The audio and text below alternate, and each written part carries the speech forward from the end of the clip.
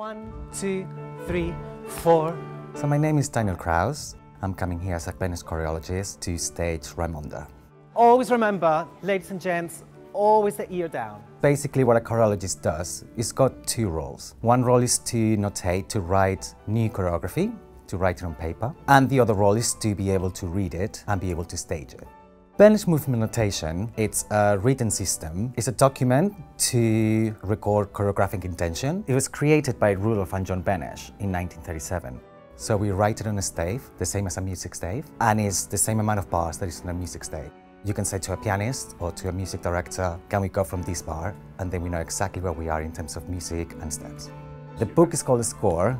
We also call it the Bible because it's got everything from scene changes to sets to props. I'm going to explain you a little bit what the score looks like. As we said before, the score has got 5 lines, the same as a music score. And each line represents a different line of the body. So we've got the top of the head, we've got the shoulder line, the waistline, the knee line, and the floor line. This is the body. It means that the body is looking slightly to the left and on a slight camber back.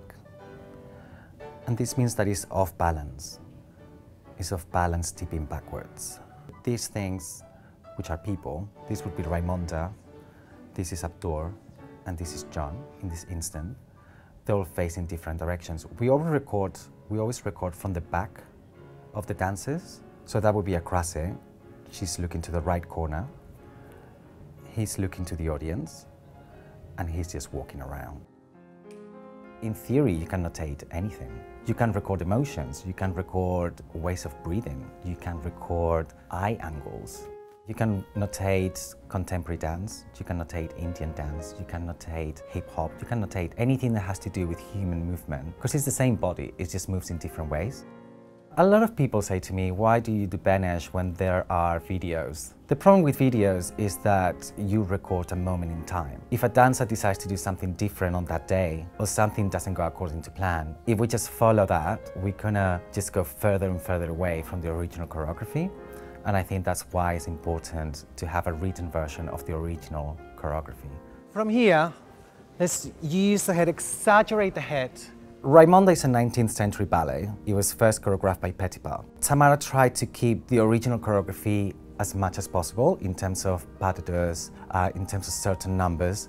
But the big numbers, it was all her idea and her choreography. And also she brought Vadim to do all the character dances because he's an expert at that. The whole score is about 320 pages long. It's a really big ballet, it's a really big production, but it's really exciting for the dancers. There's a lot of dancing, there's a lot of roles, there's a lot of opportunities, and I think it's going to be very exciting for the audience as well. I always try to be very positive with my dancers. We'll go slowly.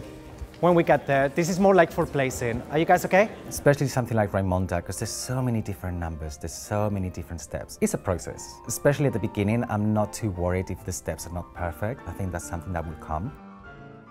It's great to be back in the studio with Tamara. It's great to be back in here. I came here last year to stage Broken Wings, and I had a wonderful experience. Now I know the dancers know me, I know the staff, so I feel very comfortable here at San Francisco Ballet.